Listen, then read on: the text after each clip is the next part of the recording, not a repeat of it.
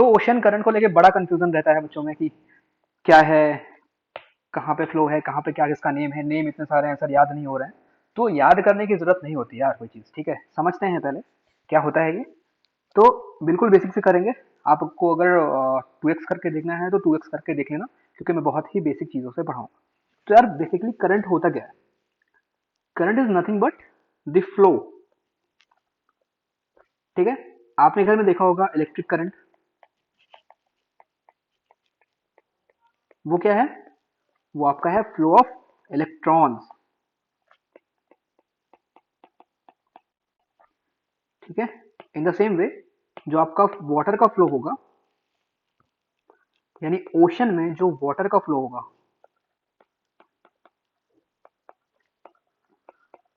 उसको हम बोलेंगे आपका ओशियन करंट। ये बिल्कुल बेसिक है कि करंट होता क्या है। क्लियर है? अब इसमें कहानी ये आती है, देखो जैसे ये ओशन है आपका, तो कई लोग कंफ्यूज हो जाते हैं कि सर फ्लो है तो फ्लो फ्लो किधर हो रहा है, ऊपर हो रहा है नीचे हो रहा है। देखो अगर ये ओशन है तो जो आपका हॉरिजेंटल फ्लो होगा ना, इसको बोलते हैं ओशन करंट।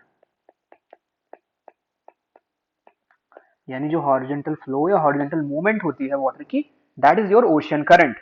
जो ऊपर की तरफ मूवमेंट होता है वेव्स वगैरह, वो हम अलग से पढ़ते हैं ज्योग्राफी में, उसको बोलते हैं टाइड्स। नीप टाइड, स्प्रिंग टाइड, कौन सी टाइड है वो सब हम अलग से करेंगे आगे आने वाले डेज में। बट अभी हम डील करेंगे हॉरिजेंटल मूवमेंट क्या होता है। तो इसके जो भी टाइप्स हैं, वार्म एंड कोल्ड, वो सारी रामायण बताने के पहले पहले मैं आपको डायग्राम से बताऊंगा, क्योंकि तभी आपके दिमाग में घुसेगा, तभी आपको ज्यादा दिन तक याद रहेगा। और अगर खुद से प्रैक्टिस कर लिया फिर तो मौज ही मौज है। देखो ये है ग्लोब, ठीक है। मेरी ड्राइंग थोड़ी सी खराब है तो उसके बारे में कमेंट तो ना ही करना, बाकी कुछ डाउट हो तो वो बोल देना। देखो यहाँ पे 0 डिग्री, यहाँ पे 90 डिग्री नॉर्थ। किसी के मन में डाउट क्या आ रहा है क्या, ये क्या लिख रहे हैं sir?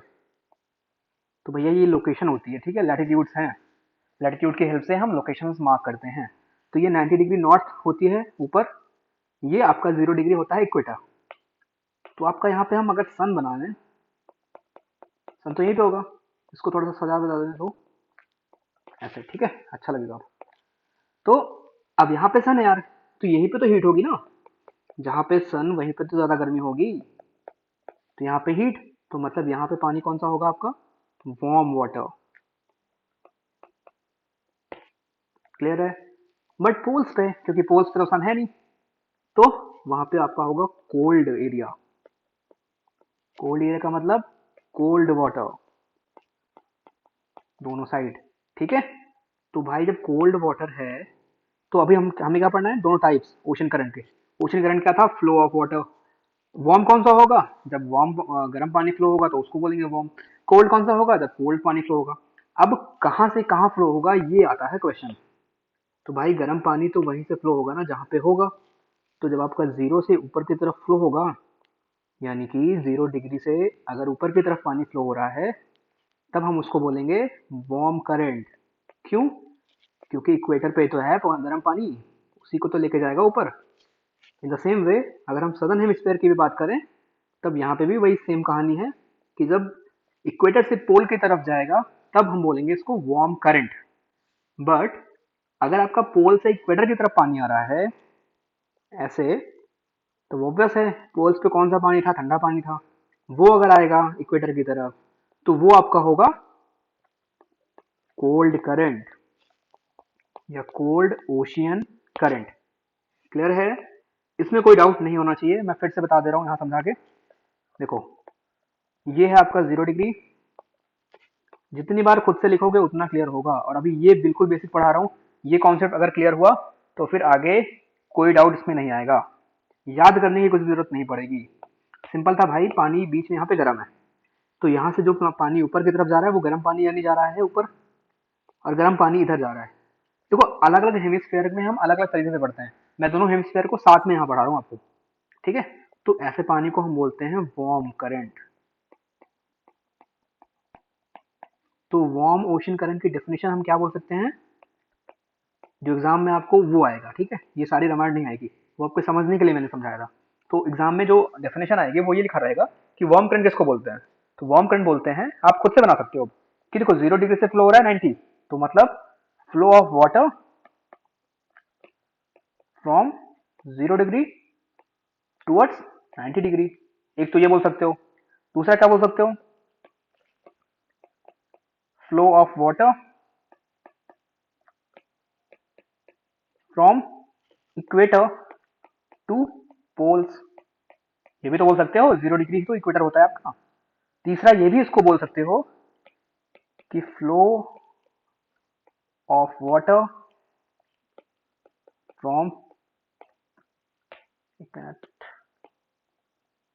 From lower latitude to higher latitude. यानी लो लैटिट्यूड से हाई लैटिट्यूड की तरफ जो भी पानी फ्लो होता है वो होता है आपका वार्म। तो इन तीन तरीके से हम वार्म करंट को डिफाइन कर सकते हैं। तीनों आपको मैंने समझा दिया क्या मतलब हुआ इसका। तो एग्जाम में आपसे ये तीनों आएंगे, तो आपको इसमें से चूज करना होगा कौन सा होगा। ठीक है। अब इन द सेम वे अगर हम कोल्ड करंट की बात करें, तो अगर ये इक्वेटर है भाई हमारा 0, इधर इधर 90 डिग्री था, तो अगर इधर से पानी ऊपर की तरफ जा रहा है, क्योंकि ठंडा पानी तो पोल्स पे होगा, तो वो पानी अगर इक्वेटर की तरफ जा रहा है तो वो होता है आपका कोल्ड करंट। अब इस करंट को, इसकी डेफिनेशन हम कैसे दे सकते हैं, बोल सकते हैं कि movement from poles to equator. दूसरा क्या लिख सकते हैं, movement of water from high latitude to low latitude. क्यों, क्योंकि पोल्स हाई लैटिट्यूड है ना आपके।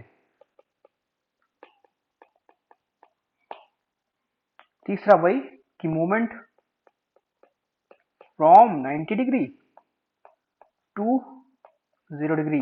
वो 10 तरह से लिख सकते हो, कहानी सब में एक ही चीज बता रहा है कि भैया ऊपर से नीचे की तरफ, इक्वेटर की तरफ जब भी पानी आएगा तो हम उसको बोलेंगे कोल्ड करंट। इतना ही समझना है। तो ये हो गया आपका बेसिक। अब इसमें एक कहानी आती है कोरियोलिस फोर्स की, जिसको बच्चों को आज तक समझ नहीं आया है कि भैया कोरियोलिस फोर्स है क्या।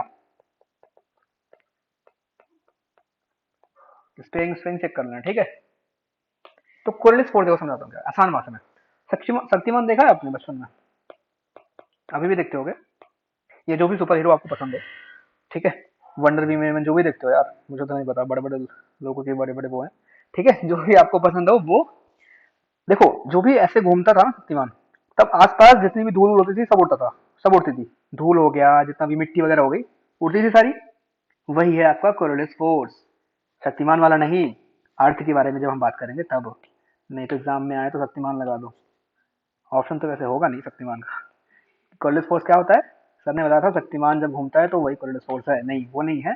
कोरियोलिस फोर्स क्या है आपका, अगर अर्थ की हम बात करें तो अर्थ हमें पता है कहाँ से कहाँ घूमती है, वेस्ट से ईस्ट।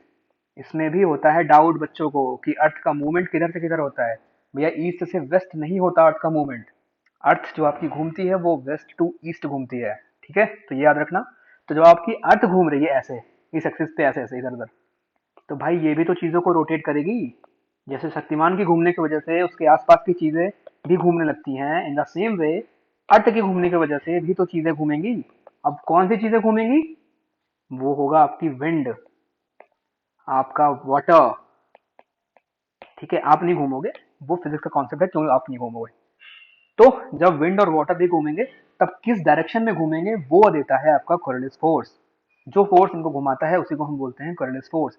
इसका यूज है, अभी जब मैं आपको साइक्लोन पढ़ाऊंगा उसमें सब आएगा कि विंड के घूमने की वजह से साइक्लोन की डायरेक्शन क्या होती है, क्लॉकवाइज होती है, एंटी क्लॉकवाइज होती है। वह मैं ये भी पढ़ाऊंगा कि बे ऑफ बंगाल में साइक्लोन ज्यादा आता है कि अरेबियन सी में क्यों आता है, आता है तो क्यों आता है, वो सारी चीजें हम वहां पे करेंगे। अभी सिर्फ हम पानी के बारे में पढ़ रहे हैं, यानी ओशन करंट के बारे में पढ़ रहे हैं। इतना क्लियर है, चलो। तो अब डायरेक्शन की बात करते हैं कि किस डायरेक्शन में ये मूव करेगा। तो अगर ये हमारा है, दोनों हेमिस्फेयर का एक साथ करते हैं, अच्छे से समझना। ये 0 डिग्री है आपका, ये है आपका 90 डिग्री नॉर्थ, ये है 90 डिग्री साउथ, ठीक है। तो भैया कोरियोलिस फोर्स क्या करता है, अभी मैंने आपको बताया पानी जा रहा है ऐसे मान लो, जा रहा है जा रहा है। ये कौन सा पानी होगा? इतना तो समझ गए होगे अब तक कि वार्म वाटर है। क्यों? क्योंकि भाई इक्वेटर से जा रहा है ऊपर की तरफ। तो इसके पास दो ऑप्शन है कि जा रहा है सीधे, इधर भी मुड़ सकता है, इधर भी मुड़ सकता है, यानी वन टू। ये पानी इधर भी मुड़ सकता है, इधर भी मुड़ सकता है। जो पानी ऊपर से आ रहा था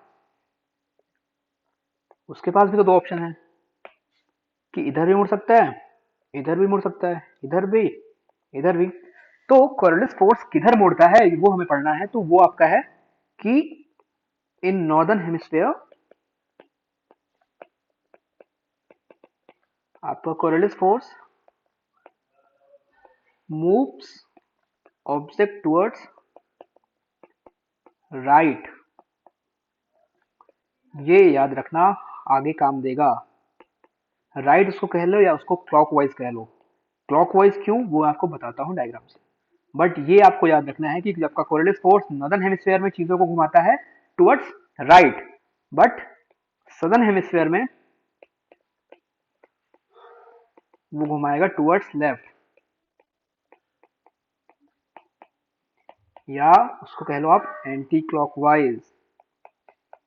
ये जितनी भी रामायण लिखी मैंने इसका मतलब सिर्फ ये था कि अगर पानी ऐसे जा रहा है, ये वन है ये टू है, तो वन की तरफ मूव होगा, यानी ऐसे मूव होगा। ये पानी है तो ऐसे मूव होगा, उधर से आ रहा है तो उधर का राइट ऐसे होता है। ठीक है, ऊपर वाले का। तो ये बेसिक रीजनिंग है, इतना तो पता होगा डायरेक्शन। तो अगर यहाँ का पानी ऐसे ऐसे मूव हो रहा है, ऐसे ऐसे मूव होगा, तो ये कौन सी डायरेक्शन है? ऐसे ऐसे कोई चीज मूव हो रही है, क्लॉकवाइज तो हुई। यस, तो यानी हो गया आपका क्लॉकवाइज। बट जो पानी यहाँ होगा सदर्न हेमिस्फेयर में, मान लो ये पानी या विंड जो भी है, अभी हम पानी की बात कर रहे हैं इसलिए पानी वाला देख रहे हैं। जब हम विंड की बात करेंगे ना तब वहां दूसरा कॉन्सेप्ट आएगा। तो अगर पानी ऐसे जा रहा है तब ये किधर मूव होना था? ये तो इसका लेफ्ट होगा, ये होगा राइट। तो this is right, this is left. तो लेफ्ट की तरफ मूव होगा, यानी सारी चीजें ऐसे ऐसे मूव होंगी, ऐसे ऐसे। तो ये आपका कौन सा बन गया? Anti clockwise. यहाँ से ये कि डायरेक्शन कहाँ पे क्लॉकवाइज होगा? क्लॉकवाइज होगा। चलो, सो ये थी बेसिक चीजें कुछ समझाने वाली। अब हम करेंगे इनकी लोकेशन मार्क, क्योंकि एग्जाम में वही आता है क्वेश्चन कि भैया कौन सी करंट कहाँ है, कौन सी सिटी के किनारे है, और उससे होने से क्या फर्क पड़ता है। तो ये मैं लिखने की बजाय मैं बिलीव करता हूँ कि मैं हाथ से बना के आपको समझाऊं। तो बस देखो, और फिर खुद से बनाओगे तो ज़्यादा बेटर होगा आपके लिए। बट एक बार मुझे बनाने दो पहले। तो सबसे पहले शुरू करेंगे यहाँ पे। ठीक है, मेरा डायग्राम उतना अच्छा बनते नहीं है, बट ठीक है, अल्ट्रा है कि आपको बस समझ में आ जाए चीज़ें। ये हम बना रहे हैं कौन सा ओशन? अभी कहाँ से गेस कर लोगे? ये है आपका, यहाँ पे मान लिया रशिया है, मान नहीं लिया यहीं पे है रशिया। ठीक है, इसके नीचे चाइना। अब तो गेस कर लिया होगा कौन सा ओशन है। अरे भाई पैसिफिक ओशन की बात कर रहे हैं हम। पैसिफिक ओशन के करंट के बारे में पढ़ेंगे। यहाँ पे अलास्का है, यहाँ पे कनाडा है। ठीक है, यहाँ पे कैलिफोर्निया एक जगह है, उसके नीचे मैक्सिको सिटी है, और ये नीचे एक जगह यहाँ पे याद रखना है, पेरू। ठीक है, ये आपका कॉन्टिनेंट की बात करूं तो है साउथ अमेरिका। ऊपर वाला था आपका नॉर्थ अमेरिका। ये आपका एशिया वाला था, एशिया यूरेशिया कह लो उसको। नीचे है आपका ऑस्ट्रेलिया। और ये ओशन कौन सा है? Pacific ocean. इतना तो बेसिक आइडिया होगा। चलो, अब यहाँ पे पहले हम मार्क करते हैं इक्वेटर, कि इक्वेटर कहाँ से पास होता है। ठीक है, तो एक का इक्वेटर रफली अगर मैं बनाऊं तो ऐसे पास होता है, यानी साउथ अमेरिका से थोड़ा सा पास, बीच से पास होता है। एग्जैक्टली बना नहीं है, बट आपको समझने के लिए काफी है। तो अब हम यहाँ पे मार्क करेंगे। और एक यहाँ पे आपकी कंट्री है जापान। अब हम इसमें देखेंगे ओशन करंट। तो ओशन करंट का क्या मतलब था? Nothing but flow of your water.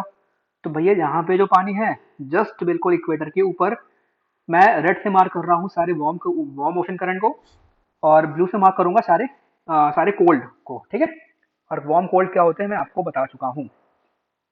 सो जो पानी आपका ऐसे यहाँ पे आ रहा है बिल्कुल इक्वेटर के ऊपर, इसको हम नेम देते हैं नॉर्थ इक्वेटोरियल करंट। नॉर्थ क्यों? क्योंकि नॉर्दर्न हेमिस्फेयर में है। इक्वेटोरियल क्यों? क्योंकि इक्वेटर के जस्ट पास है। करंट क्यों, पता है आपको। तो ये आगे जाएगा, तब जब ये जापान के पास पहुंचता है ना, तो इसका नेम चेंज करके हम कर देते हैं क्यूरोशियो। वो नहीं होगा, स्पेलिंग का वो मतलब नहीं है, आपको खुद एग्जाम ऑप्शन दिख जाएगा। ठीक है, तो यहाँ पे इसका नाम पड़ जाता है क्यूरोशियो करंट। अब देखो मैंने आपको क्या बताया था ना कि जो नॉर्दर्न हेमिस्फीयर में है वो करंट्स राइट की तरफ ही मूव होते रहेंगे, इसलिए यहाँ वाली करंट ना ऐसे राइट दिखा रहा हूँ, लेफ्ट नहीं दिखा रहा हूँ मैं। आगे जाके इसका नेम पड़ जाता है नॉर्थ पैसिफिक। अलग अलग कंट्री, अलग अलग जगह, अलग अलग आइलैंड्स अपने अकॉर्डिंग इनका नेम कर लेते हैं, तो जो इंपॉर्टेंट है हम वही यहाँ पे पढ़ रहे हैं। ठीक है, ये आपके हो गए वार्म। अब क्योंकि पानी है, पानी तो एक ही होता है भाई, पानी तो समुद्र में है। अब वो अलग अलग जगह जाके जापान के किनारे है तो उसको बोलते हैं क्यूरोशियो, यहाँ पे बिल्कुल इक्वेटर के पास है तो उसको बोला था नॉर्थ इक्वेटोरियल करंट। तो हमें पढ़ने में सहूलियत हो इसलिए हम वो करते हैं। ठीक है, यहाँ से एक ऊपर से करंट आती है जिसका नाम पड़ता है क्यूराइल। अब ब्लू से क्यों, क्योंकि ऊपर से आ रही है तो होगी कोल्ड। यहां से जो जाएगी नीचे, ये करंट है आपकी कैलिफोर्निया। कैलिफोर्निया नाम है करंट का। कैलिफोर्निया करंट की वजह से एक डेजर्ट का फॉर्मेशन होता है, वो क्यों होता है मैं आपको नीचे बताऊंगा। एक चीज याद रखना कि जहां पे भी आपके कोल्ड करंट फ्लो होते हैं, यानी जहां पे भी ठंडा पानी होता है, उसके आसपास डेजर्ट वाले एरिया होते हैं। अब ये नहीं कि बीच में आपकी कोराइल करंट फ्लो हो रही है, बीच में कहीं पे आपकी ये फ्लो हो रही है, पानी बीच में कहीं है तो वहां पे डेजर्ट बन जाएगा। ऑब्वियसली डेजर्ट आपका ग्राउंड में ही तो बनेगा, जहाँ पे जमीन होगी, जहाँ पे लैंड होगी। तो जो भी आपकी ocean current, cold current land के आसपास फ्लो होती है, वहां पे डेजर्ट बनता है। तो वो क्यों बनता है वो आपको नीचे बताऊंगा। अभी हम जितनी चीजें कर रहे हैं वो करते हैं। ये हो गया कैलिफोर्निया। आपकी एक यहाँ से एक करंट आती है ओयाशियो, इसका नाम है Oyashio. This is your cold current, ये आपकी थी वार्म। दोनों यहीं पे मिलती हैं, ओयाशियो और क्यूरोशियो। मिलने पे क्या होता है, जब मिलन होता है तो क्या होता है वो हम आगे पढ़ेंगे नीचे, कि वहां पे कैसा इन्वायरमेंट होता है। ठीक है, अब ऊपर इसमें बहुत सारी करंट है। ऊपर से एक करंट आती है कामाचटका नाम है उसका। वो लिस्ट आप किसी भी बुक में मिल जाएगी, जो भी इंपॉर्टेंट है मैं आपको सिर्फ वो पढ़ा रहा हूँ। ठीक है अभी। और यहाँ पे एक करंट है ओकोस्टक बोलते हैं उसको, जापान के जो वेस्ट में। तो इतनी मेन इंपॉर्टेंट आपकी करंट है in northern hemisphere Pacific ocean में। अब हम नीचे आते हैं, बात करते हैं आपके सदर्न हेमिस्फेयर की पैसिफिक ओशन में। तब यहाँ पे बिल्कुल इक्वेटर के पास है, तो ये हो गया साउथ इक्वेटोरियल करंट। साउथ क्यों, ऑब्वियस है, इक्वेटर के पास है इसलिए इक्वेटोरियल करंट। नीचे आने पे इधर फ्लो होगा और ये बन जाता है फिर नेम ईस्ट ऑस्ट्रेलिया। देखो लेफ्ट की तरफ ये हो रहा है फ्लो, मैं आपको बताया था बिकॉज ऑफ कोरियलिस फोर्स। तो अगर एग्जाम में क्वेश्चन ये आता है कि भैया डायरेक्शन जो होता है राइट लेफ्ट किसकी वजह से होता है, तो उसमें दो ऑप्शन कभी भी देता है, कभी कभी देता है कोरियलिस फोर्स, कभी सिर्फ ये देता है because of rotation of earth. तो दोनों आंसर सही हैं, रोटेशन की वजह से ही तो उसी को तो हम बोलते हैं कोरियलिस फोर्स। तो ये नीचे आया ईस्ट ऑस्ट्रेलिया। अब ऑस्ट्रेलिया के जो ईस्ट में है उसको नेम हमने दिया ईस्ट ऑस्ट्रेलिया। अब अभी जब मैं आपको पढ़ाऊंगा ना इंडियन ओशन वाला, मानसून वगैरह, उसमें हमें आएगा एक, हम पढ़ेंगे वहां पे वेस्ट ऑस्ट्रेलिया, और वो वहां पे होगी कोल्ड करंट। अभी हम पढ़ रहे हैं वार्म करंट, तो वो अभी छोड़ दो, अभी यहाँ पे ये देखो इतना। ठीक है, नीचे से फिर आपकी करंट फ्लो होती है यहाँ पे साउथ पैसिफिक। अभी ब्लू से मार्क की है क्यों, क्योंकि नीचे से ऊपर आ रही है, मतलब ये कोल्ड करंट है। आगे से एक करंट फ्लो होती है जिसका नाम है पेरू या हम्बोल्ट करंट। क्यों, क्योंकि यहाँ पे पेरू है जगह एक, उसकी वजह से नेम पड़ गया है पेरू। तो ये है आपके पैसिफिक ओशन के मेजर करंट्स। अब हम पढ़ेंगे कि भैया पेरू करंट की वजह से पेरू में क्या होता है, कैलिफोर्निया करंट की वजह से कैलिफोर्निया में क्या होता है और क्यों होता है। वो नेम डेजर्ट बनते हैं पहले ये जान लो, और वो क्यों बनता है वो देखते हैं। चलो, तो यार देखो कोल्ड वाटर का मैंने बताया ना, कोल्ड करंट का मतलब है ठंडा पानी। ये है आपका कोल्ड वाटर। मान लो ये लैंड है,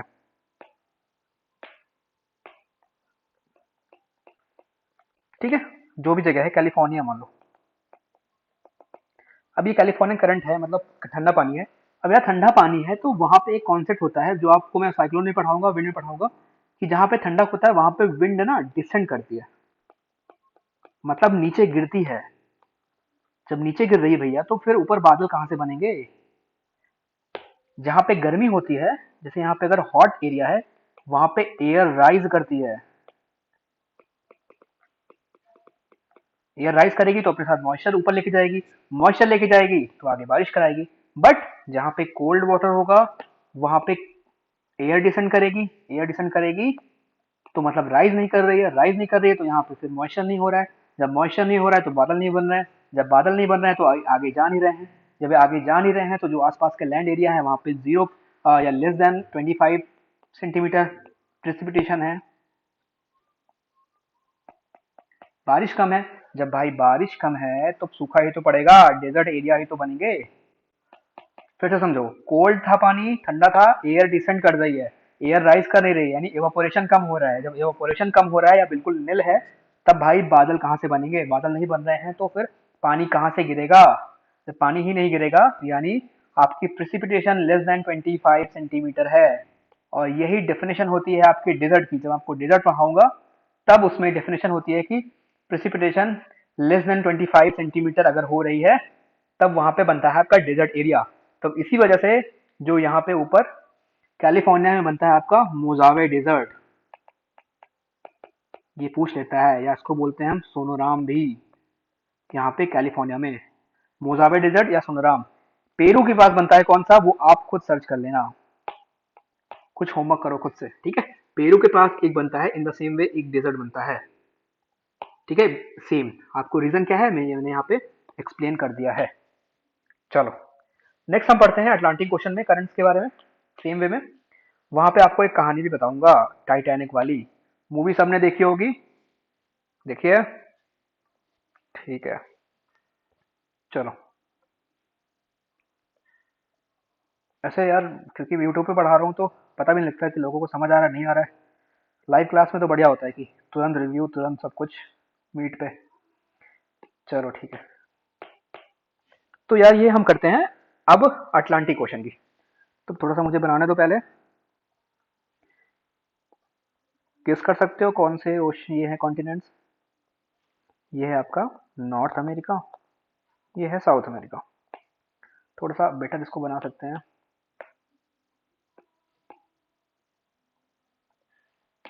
देखो ये पढ़ाने को मैं इसको लिख के भी समझा देता, लेकिन उतना समझ आता ना जितना ऐसे ड्राइंग में आई होप आ रहा होगा। ठीक है चलो ऐसे बन गई। इधर ये कौन सा कॉन्टिनेंट होगा? ये होगा यूरोप, और ये लास्ट में आपका होगा अफ्रीका। तो ये नॉर्थ अमेरिका, साउथ अमेरिका, ये आपका यूरोप, ये आपका नीचे अफ्रीका। यहाँ पे एक आइलैंड करके यूके है, इंग्लैंड बोल लो, और साथ में ग्रीनलैंड है अलग से। ठीक है, आप मैप देखोगे कभी खोल के, कभी खाली टाइम पे यार जब रिप्लाई का वेट करते हो ना किसी के, तब खोल के ना गूगल ये सब देख लिया करो, गूगल मैप वगैरह। क्योंकि ज्योग्राफी ना वो लोकेशन बेस्ड क्वेश्चन बड़े आते हैं, तब वो कर लिया करो। चलो ये है, यहाँ से पहले बनाते हैं हम इक्वेटर। यहाँ से बन गया इक्वेटर हमारा, ऊपर नॉर्दर्न हेमिस्फीयर, नीचे सदर्न हेमिस्फीयर। अब मार्क करते हैं हम अपना करंट्स। तो सेम वे में इक्वेटर के पास फ्लो हो रही है, नॉर्थ में है तो हो गया नाम इसका नॉर्थ इक्वेटोरियल करंट। अभी लास्ट में आपको बताऊंगा कि जहां पे कोल्ड और वार्म मीट होती है वहां पे क्या होता है। ठीक है, ये हो गया नॉर्थ इक्वेटोरियल। यही आगे जाके इसका नेम पड़ जाता है यहीं पे एंटिलीज करंट। आगे और जाएगी इसका नेम पड़ जाता है गल्फ स्ट्रीम। ये बहुत इंपॉर्टेंट है। इधर मुड़ने लगती है, फिर इधर मुड़ के आगे इसका नाम पड़ जाता है नॉर्थ अटलांटिक ड्रिफ्ट। इधर मुड़ के आगे एक इधर से चली जाती है, एक ये मैं बहुत डीप पढ़ा रहा हूँ, इतना डीप आएगा नहीं, बट ठीक है आपको समझ आना चाहिए। रेड से जो बात कर रहा हूँ वो है आपके वॉर्म। तो ये नॉर्थ अटलांटिक फिर दो पार्ट में, क्योंकि यू के बीच में आ जाता है, एक इधर से फ्लो होती है एक इधर से। तो जो इधर से राइट से फ्लो होती है उसका नाम है रेनल, जो लेफ्ट से फ्लो होती है उसको बोलते हैं नॉर्वे। क्यों? आपको अब तक समझ में आ गया होगा कि नॉर्वे क्यों उसका नाम, ये ऊपर वाला भी आ रहा है, मैं इरेज करता हूँ उसको।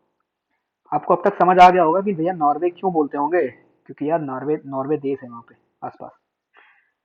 ठीक है, चलो ये है कहानी अभी तक की। ठीक है, ये बना लिए हमने वॉर्म। ये जगह पर याद रखना गल्फ स्ट्रीम जहां पे मिलती है।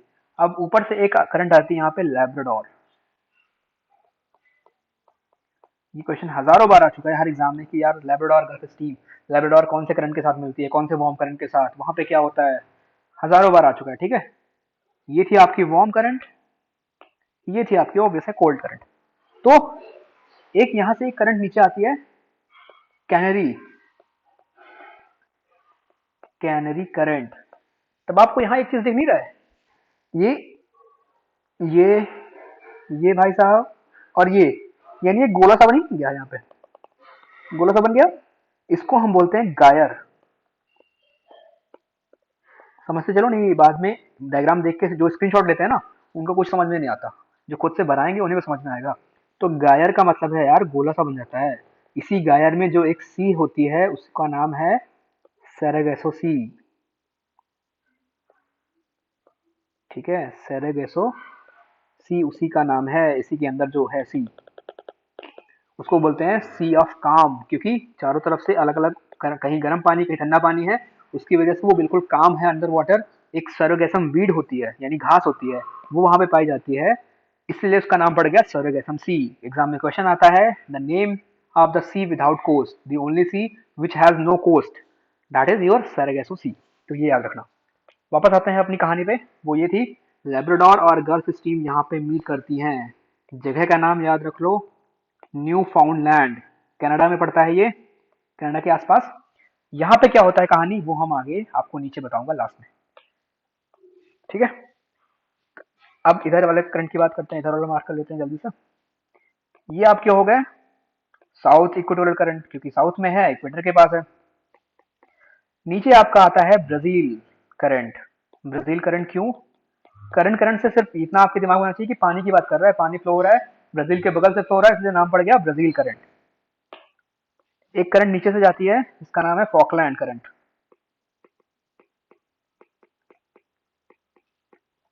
इस यही आगे जाके नेम पड़ जाता है इसका साउथ अटलांटिक। जैसे ऊपर नॉर्थ अटलांटिक था, नीचे साउथ अटलांटिक। आगे जाके पड़ जाता है इसका नेम बेंगुला। क्यों पड़ा होगा बेंगुला? क्योंकि बेंगुला यहाँ पे एक जगह है, सिटी है, इसलिए बेंगुला पड़ गया। एग्जाम में क्वेश्चन क्या आएगा, बताओ भैया फॉकलैंड क्या है, फॉकलैंड कोल्ड है वार्म है, बताओ बेंगुला क्या है, कोल्ड है वार्म है, बताओ गल्फ स्ट्रीम क्या है, कोल्ड है वार्म है। तो मैंने यहाँ पे सब मार्क कर लिया है, आप खाली इतने ही करके जाओगे तब भी एग्जाम में सारे क्वेश्चन सही होंगे। तो ये आपकी थी मैपिंग कि कौन सी क्या है। अब हम बात करते हैं भैया जहाँ पे कोल्ड और वार्म मीट करते हैं वहां पे क्या होता है। तो हमने दो केसेस देखे थे, पहला जापान के साइड जो ओयाशू और कुरोशो मीट होते हैं, दूसरा यहाँ पे लेब्राडोर और गल्फ स्ट्रीम। तो बेसिकली होता है यार, जहाँ पे मीटिंग पॉइंट होता है ना, यहाँ पे मैं लिखता हूँ meeting of cold plus warm ocean current, वहां पे तीन चीजें होती हैं।